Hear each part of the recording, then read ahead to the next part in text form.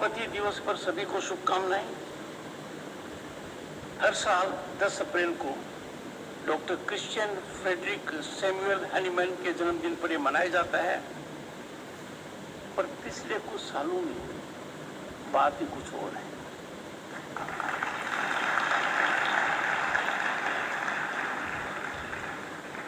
शुरुआत 2014 में हो गई थी, पहले भी था, और 2017 से कोटेचा जी लगातार अपने मंत्रीगण के मार्गदर्शन में इंक्रीमेंटल ट्रेजेक्टरी पर है। 2023 की जो थीम है अत्यंत सार्थक है। होम्योपैथी परिवार, एक स्वास्थ्य एक परिवार। जब मैं इस पर ध्यान दे रहा था, मुझे एक और सामयिक विषय की याद आ गई। दुनिया में भारत का डंका तो बज ही रहा है। We are on the rise as never before, and our rise is unstoppable. पर इस वर्ष Bharat has the presidency of G20, और क्या लोगो दिया है, क्या मोटो दिया है। हजारों साल की संस्कृति का निचोड़ है।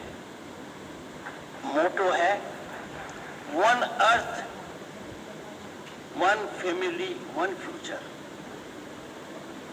और बिना स्वास्थ्य के फ्यूचर हो नहीं सकता। हमारी आस्था वसुधैव कुटुंबकम, ये महाउपनिषद का एक मंत्र है। और जब इस विचारधारा से हम जुड़े हुए हैं, तो निश्चित रूप से पहला सुख निरोगी काया। ये कहा गया है, बिना निरोगी काया के सब कुछ सार्थक नहीं होता, कुछ नहीं होता सार्थक।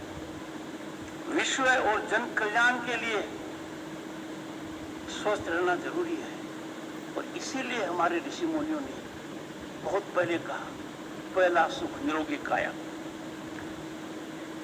अमृत काल में हमको संकल्प लेना चाहिए कि आजादी के 75 साल है। आज नींव रखी जा रही है, फाउंडेशन रखी जा रही है फॉर 2047। मेरे सामने जो यंगस्टर्स हैं, you are the real soldiers, warriors of 2047। Bharat 247 में क्या होगा, और वो तभी होगा जब हम स्वस्थ रहें, भारत पर गर्व करें, भारतीयता पर गर्व करें, और हम सजग रहें हर तरीके से कि जहां भी कहीं हमारे स्वास्थ्य पर प्रभाव, स्वास्थ्य पर कुअसर हो और भारत की अस्मिता पर प्रहार हो, कुंठित करना अनिवार्य है। देश हो या विदेश, भारत की प्रतिष्ठा को बढ़ाएंगे और इस पर कोई आंच नहीं आने देंगे। ये हमारे सबका संकल्प होना चाहिए, दृढ़ निश्चय होना चाहिए। इस प्रकार के सभी कुप्रयासों को असफल करना हमारा राष्ट्रीय कर्तव्य है। We must ever take pride in our historic achievements and be proud Indians. और मुझे बताइए क्यों नहीं, जिन्होंने सैकड़ों साल हम पर राज किया, सितंबर 2022 में उनको पछाड़ दिया। India became the 5th largest global economy on the planet, and by all objective assessment, by turn of the decade, it will be the 3rd largest economy. इसका आधार है commitment of our people and their good health. If we are assured of good health, nothing can stop us. We must take pride for another reason. आप मन को टटोलिए, थोड़ा चिंतन कीजिए। Have you ever noticed ever a foreign national or a foreign dignitary on visit to this great democracy ever criticizing his nation, decrying his nation? क्या कभी भी आपने कभी देखा है कि भारत में विदेश से जो आता है या विदेश का कोई बड़ा व्यक्ति आता है, क्या कभी उसने अपने गृह देश के बारे में बुरी बात कही है? नहीं कही है। हमारी संस्कृति तो बहुत पुरानी है। जब आंसर नो है तो हमें तो उत्कृष्ट मापदंड दर्शाना चाहिए। चिंतन का विषय है और स्वास्थ्य से जुड़ा हुआ है। कुछ लोग ऐसा क्यों करते हैं? Why can't we take pride in our scientists? Why can't we take pride in our health warriors? Why can't we compliment our innovation? कौन सा देश है दुनिया का जिसका कोविड मैनेजमेंट अपने देश से बेटर था? आप लोग बैठे हैं।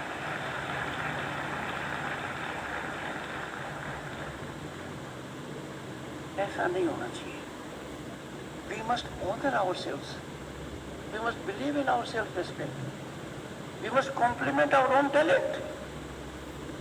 ऐसा नहीं कर हम बहुत नुकसान करेंगे। We should not do it. And this has to be our national culture. एक सिंपल है, जब भी देश के बाहर जाएं, राजनीतिक चश्मे को नहीं छोड़ जाएं। उसमें देश का भी भला है, व्यक्ति का भी भला है। Doctor B.R. अम्बेडकर, जिन्होंने भारत के संविधान के निर्माण में बहुत बड़ा योगदान किया, जब कॉन्स्टिट्यूएंट असेंबली की प्रोसीडिंग्स खत्म हो रही थी, उनका आखिरी भाषण था, एंड दैट वाज हिस्टोरिक। आप सबके समक्ष में इसलिए कहूंगा कि यदि अगर आप हम सबको स्वस्थ रखेंगे और हमारी सोच में विकार आ गया, तो हम तो कहते हैं ना, काट्यो क्या तो कपास हो जाए। जिस कपास से हमने थ्रेड किया है, that will again be reduced to कपास। ऐसी परिस्थिति में I am quoting Dr. B.R. Ambedkar. His very significant observations, his very powerful observations, I quote. और अंतिम भाषण था, सबसे महत्वपूर्ण था। आदमी को जब पता होता है कि ये मौका मेरे को जीवन में दोबारा कभी नहीं मिलेगा, तो मानकर चलिए, his focus, attention is to reflect sublimity and essence from a long-term perspective. He said, I quote, "What perturbs me greatly is the fact that not only India has once before lost her independence, but she lost it by the infidelity and treachery of some of her own people." Dr. B.R. Ambedkar further goes on to say, but this much is certain, that if the parties place creed before country, creed above country, our independence will be put in jeopardy a second time and probably be lost forever. This eventuality we must all resolutely guard against.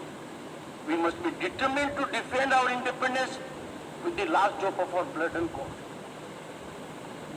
So you have, friends, twofold job.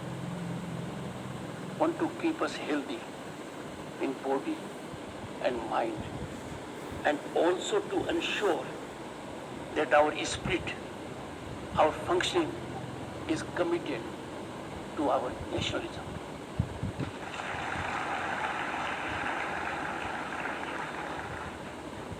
ओम सर्वे भवन्तु सुखिन। ओम, ये हमारा मंत्र है। हम सभी का चाहते हैं सभी खुश रहें, तभी फलीभूत होगा जब हम पूर्ण रूप से स्वस्थ होंगे। इसके अंदर मैंने राष्ट्रवाद का एक एंगल जोड़ा है, क्योंकि दुनिया के हालात को देखने से स्पष्ट है कि we must be committed to our nationalism. मैं व्यापारियों को, कॉर्पोरेट सेक्टर को, उद्योगपतियों को भी आह्वान करूंगा, they must also think and reflect and stand committed to economic nationalism. जो चीज हमारे यहाँ हो सकती है, हम जिस चीज को पैदा कर सकते हैं, क्या वो बाहर से आनी चाहिए? अजीब लगता है, पतंग बाहर से आती है, दिया बाहर से आता है, फर्नीचर बाहर से आता है, हमारी प्रतिभा में कहाँ कमी है?